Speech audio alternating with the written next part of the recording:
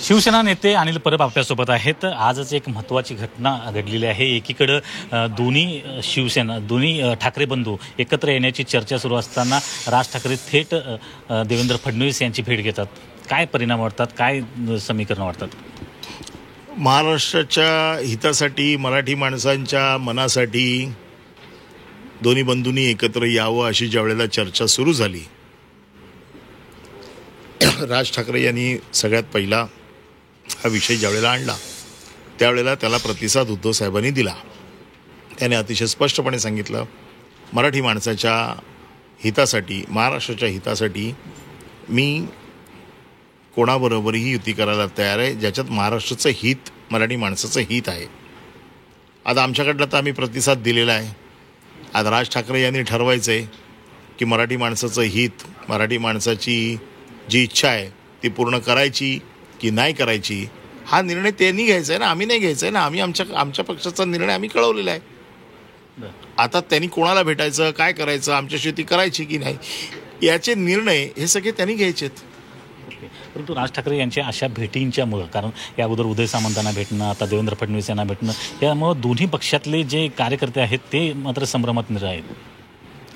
नाही, आमच्यासमोर असा प्रश्न आहे, देवेंद्र फडणवीस आज भेटले. एका बाजूने जगातला सगळ्यात मोठा पक्ष म्हणून भारतीय जनता पक्ष मिरवतो, जगातला मोठा पक्ष.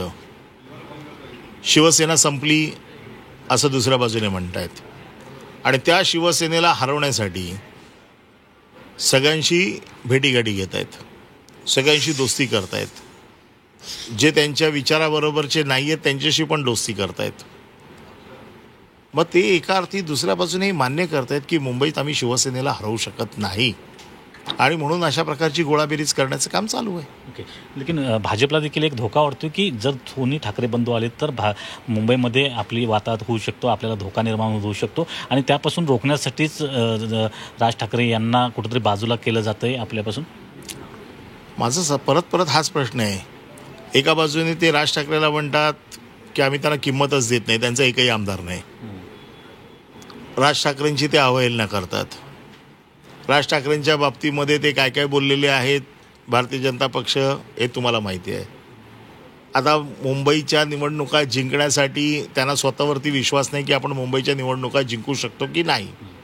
अशा वेळेला राज ठाकरेंना ते जवळ घेत आहेत, म्हणजे तुमच्यामध्ये आत्मविश्वास नाही आहे.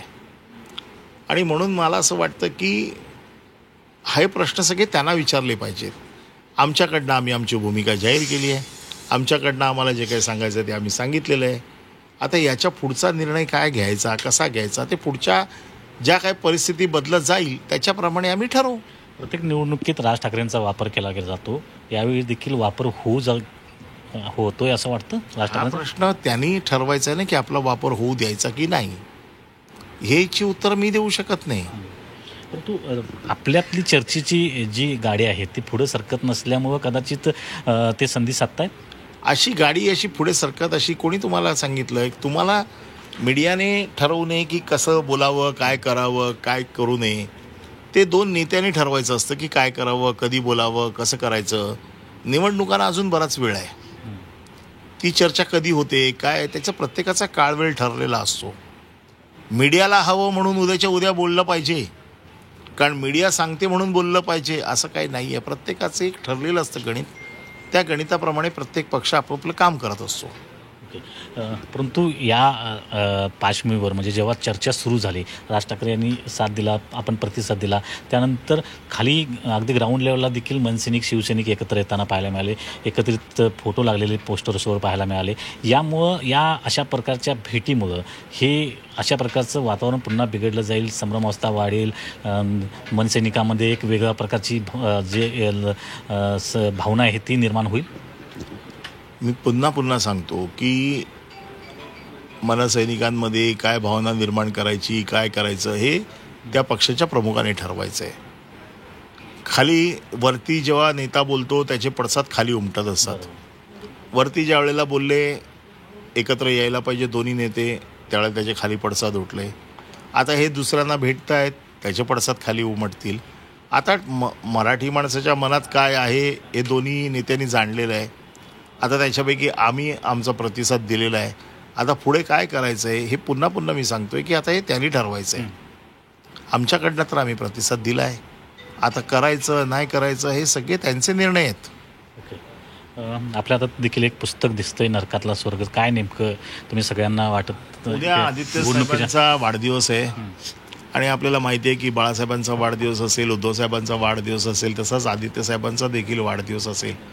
शिवसेनेच्या वतीने वेगवेगळे उपक्रम राबवले जातात आणि या उपक्रमाचा एक भाग म्हणून शिवसैनिकांचं मनोधैर्य मजबूत राहावं, आपला नेता कसा लढला हे शिवसैनिकांना कळावं म्हणून संजय राऊत यांचं नरकातलं स्वर्ग हे पुस्तक आहे.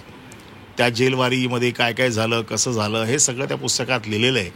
आणि लढताना मनोधैर्य मजबूत असलं पाहिजे आणि त्या उद्देशाने नितीन डिचोलकर आणि त्यांच्या सर्व सहकाऱ्यांनी हे शिवसैनिकांना पुस्तक भेट दिलेलं आहे. मला वाटतं एक चांगला उपक्रम त्यांनी या निमित्ताने राबवला आहे. ओके, धन्यवाद सर. तर हे होते अनिल परब.